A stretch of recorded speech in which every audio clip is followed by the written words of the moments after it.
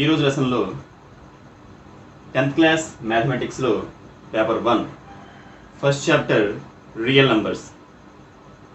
So real numbers అనే chapter గురించి మనం నేర్చుకునే ముందర రియల్ నెంబర్స్ చాప్టర్లో ఇంపార్టెంట్ టాపిక్స్ ఏముంటాయనే విషయాన్ని మనం ముందర ఇక్కడ చూద్దాం. మనం the first concept is Euclid's division lemma and its applications.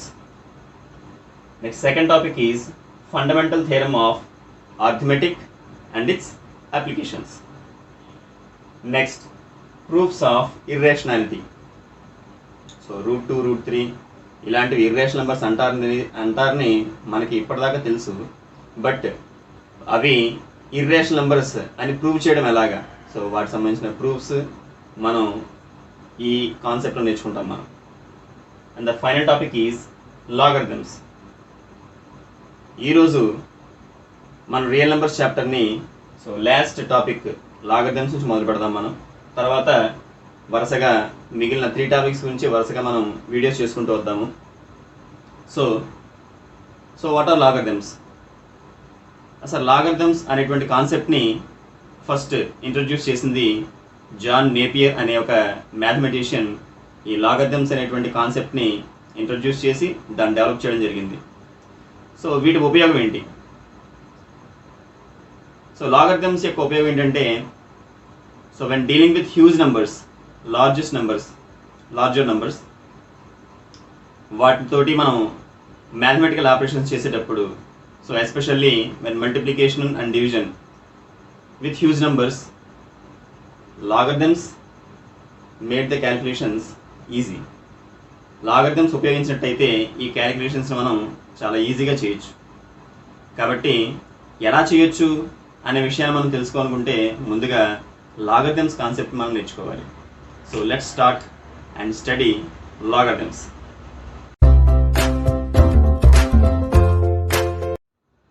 Okay, so logarithms concept and definition ఏంటో మనం ఒకసారి గమనిద్దాం. సో మనకందరికీ తెలుసు, a into a into a and so on x times is written as a power x. So ఏని కంటిన్యూస్గా X times multiply చేస్తే దాన్ని మనం ఏ పవర్ ఎక్స్ అనే ఫామ్లో రాస్తాం మనం.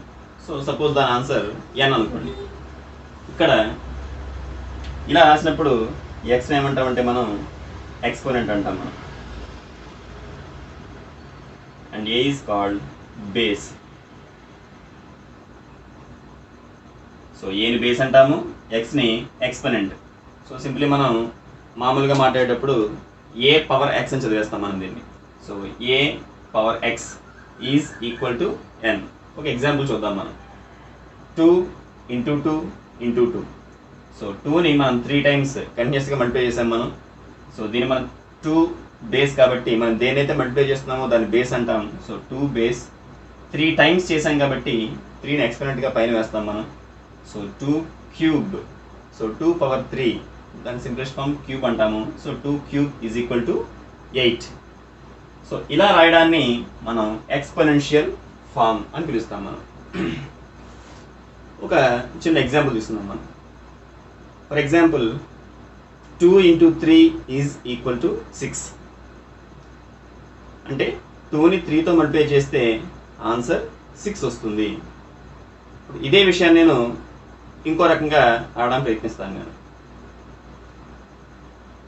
2ని దేంతో మల్టిప్లై చేస్తే 6 వస్తుంది, ఆన్సర్ 3 తోటి.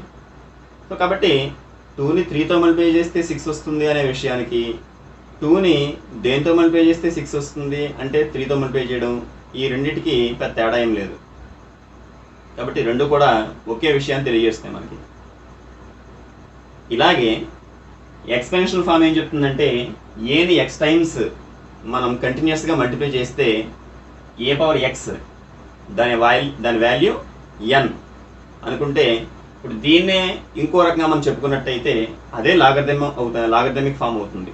సో ఫర్ ఎగ్జాంపుల్ నేను దీన్ని ఇంకో రకంగా చెప్తానంటే, how many times a has to be continuously multiplied to get n. అంటే ఏని ఎన్నిసార్లు కంటిన్యూస్గా మల్టిప్లై చేస్తే ఎన్ వస్తుంది. ఎన్నిసార్లు? X times.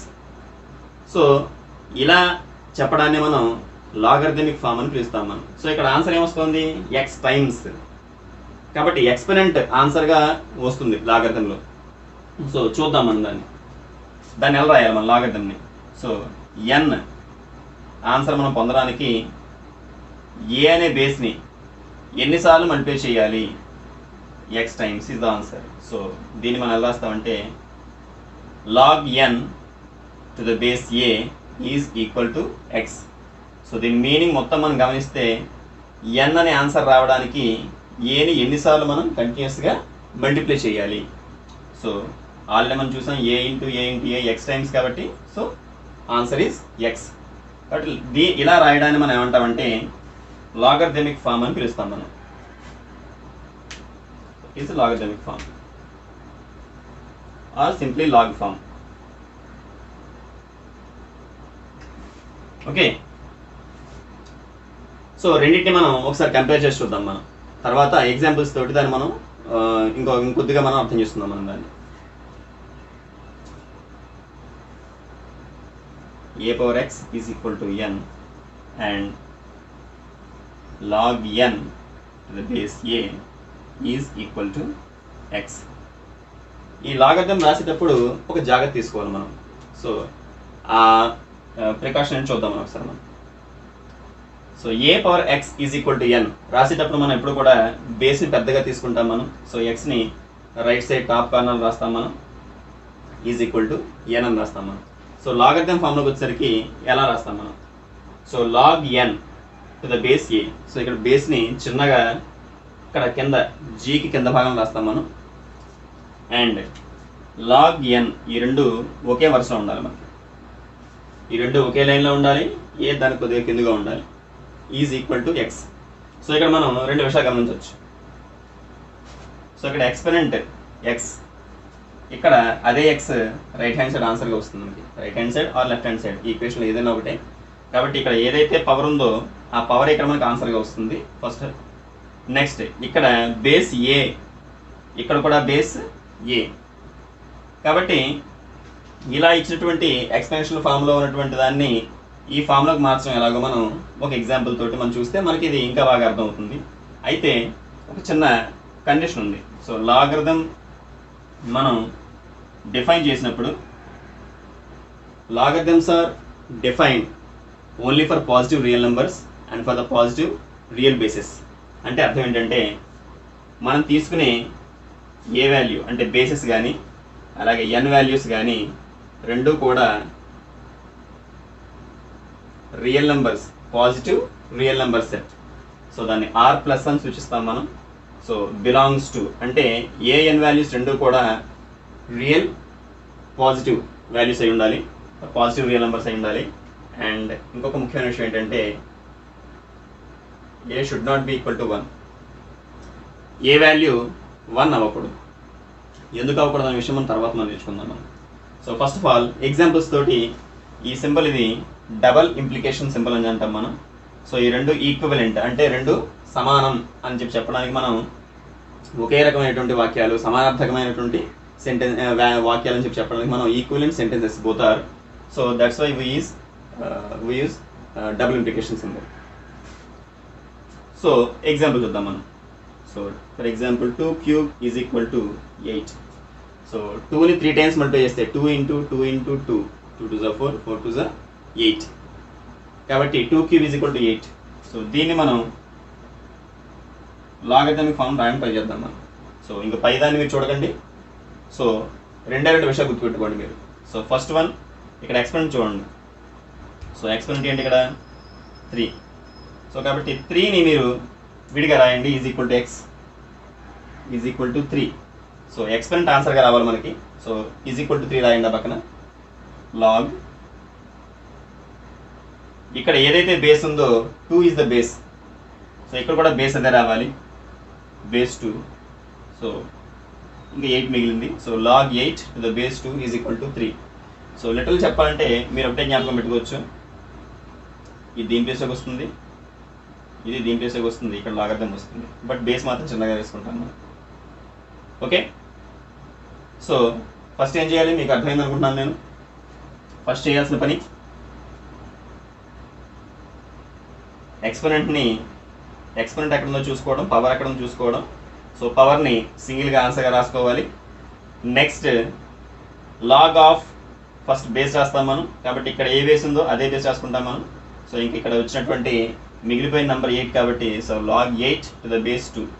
సో ఈ జాగ్రత్త మళ్ళీ మర్చిపోకండి, log 8 ఈ రెండు కూడా ఒకే వరుస ఉండాలి. బేస్ ఇప్పుడు చిన్నదిగా ఇక్కడ రాయాలి మనం, is equal to exponent power ఎప్పుడు కూడా ఆన్సర్గా రావాలి. సో కంటిన్యూస్గా ఇది చెప్పడంలో నా ఉద్దేశం ఏంటంటే చాలా చిన్న విషయం మన logarithm form exponential form change చేయడంలో. సో చిన్న విషయం జ్ఞాపకం పెట్టుకుంటే మనం ఈ ప్రాబ్లం చాలా సులువుగా చేయొచ్చు. సో ఇప్పుడు దీనికి రివర్స్ ఎగ్జాంపుల్ ఇస్తున్నాం మనం. సో ఒకసారి మీ నోట్ డౌన్ చేసుకోవడం కోసం ఒక చిన్న పాజ్, వీడియో పాజ్లో పెట్టండి.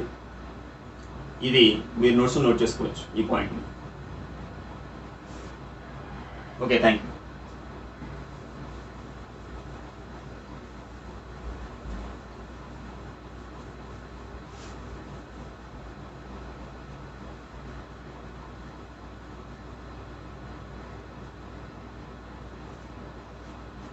సో ఇక్కడ ఎగ్జాంపుల్స్ చూద్దాం మనం.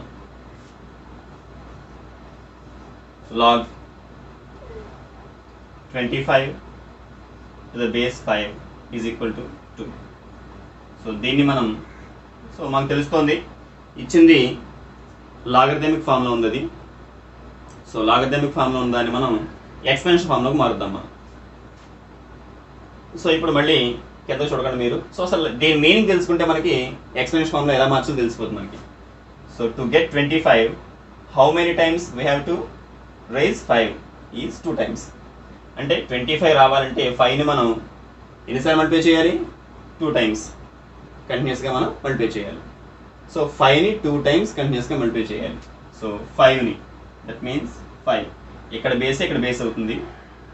మనం ఇందాక ప్రీవియస్ ఎగ్జాంపుల్లో ఇక్కడ ఉండేటువంటి పవరే మనకు ఆన్సర్గా వస్తుందని చెప్పుకున్నాం మనం. సో ఇప్పుడు ఇక్కడ ఉన్న ఆన్సర్ మనం పవర్గా తీసుకెళ్తాం మనం. So 5 power 2 is equal to ఇంకా మిగిలిపోయిన నెంబర్ ఏంటి? 25.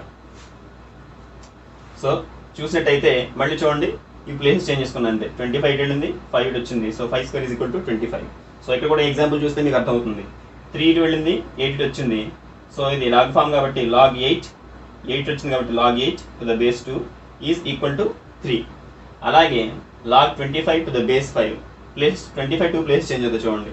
సో 2 ఇటు వస్తుంది, 5 square అవుతుంది, 25 అవుతుంది, 25 అవుతుంది. సో ఇది సింపుల్గా గుర్తుపెట్టుకోవడం కోసం చెప్పెట్టిన విషయం ఇది.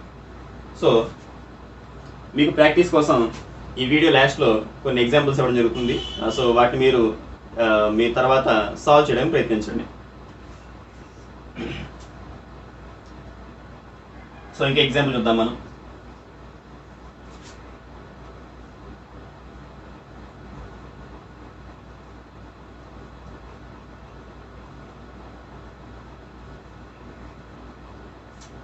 సో దీన్ని చదవడానికి ప్రయత్నించడం ముందర log 0.125 to the base 0.5 is equal to 3. So logarithmic ఫామ్లో ఉంది. దీన్ని మళ్ళీ మీరు ఎక్స్పెన్షన్ ఫామ్లోకి చేంజ్ చేయడానికి ప్రయత్నించండి. సో మీకు ఆల్రెడీ ట్రిక్ చెప్పేశాను కదా ఆల్రెడీ. సో 3 ఇటు చేంజ్ చేయండి, 0.125ని అటు చేంజ్ చేయండి. సో 3 ఇటు వస్తే ఏమవుతుంది చూద్దాం మనం. సో ఇక 5 బేస్ కాబట్టి 3 ఇటు వస్తే 5 0.5 కాబట్టి 0.5 whole cube is equal to 0.125. So ఇలాగ మనం లాగరిథమిక్ ఫామ్లో ఇచ్చినటువంటి దాన్ని ఎక్స్పెన్షన్ ఫామ్లోకి, ఎక్స్పెన్షియల్ ఫామ్లో ఇచ్చిన దాన్ని లాగరిథమిక్ ఫామ్లోకి మనం చేంజ్ చేస్తాం.